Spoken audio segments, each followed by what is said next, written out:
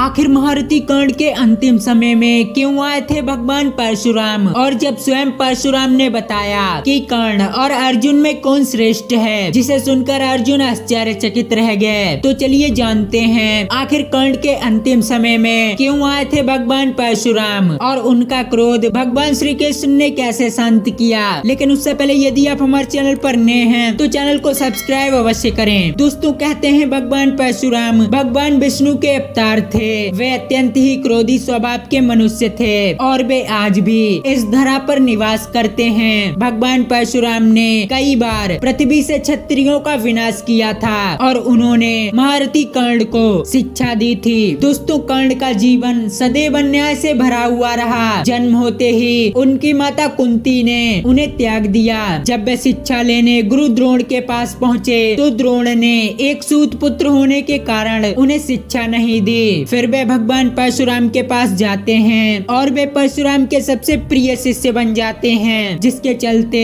भगवान परशुराम उन्हें सभी दिव्यास्त्रों का ज्ञान दे देते हैं। लेकिन जब परशुराम को पता चलता है कि कर्ण ने उनसे झूठ बोलकर शिक्षा प्राप्त की है, जिसके चलते वे क्रोधित हो जाते हैं और वे कर्ण को श्राप दे देते हैं कि मेरे द्वारा दिए गए दिव्यास्त्रों की जब भी तुम्हें सबसे अधिक आवश्यकता होगी उस समय तुम इस ज्ञान को भूल जाओगे। लेकिन बाद में परशुराम को कर्ण पर दया आ गई और उन्होंने कर्ण को अपना विजयी धनुष दिया। कहते हैं जब तक कर्ण के हाथ में ये धनुष रहता तब तक उन्हें कोई मार भी नहीं सकता था। युद्ध के 17वें दिन कर्ण और अर्जुन में भीषण युद्ध चल रहा था, लेकिन कर्ण के रथ का पहिया फंस जाता है और अर्जुन कर्ण को मार देते हैं। कर्ण की मृत्यु होते ही भगवान परशुराम को इस बात का अंदाजा लग गया और वे तुरंत ही युद्ध भूमि में आ गए। जब उन्होंने कर्ण को अपने सामने मृत्यु देखा और वे अत्यधिक क्रोधित हो जाते हैं, तब वे संपूर्ण धरा को समाप्त करने का वचन दे देते हैं, जिसके चलते भगवान श्री कृष्ण भगवान परशुराम का क्रोध शांत करते हैं। तब परशुराम ने कहा कि महारथी कर्ण, तुम्हारे जैसा धनुधर आज तक न कभी हुआ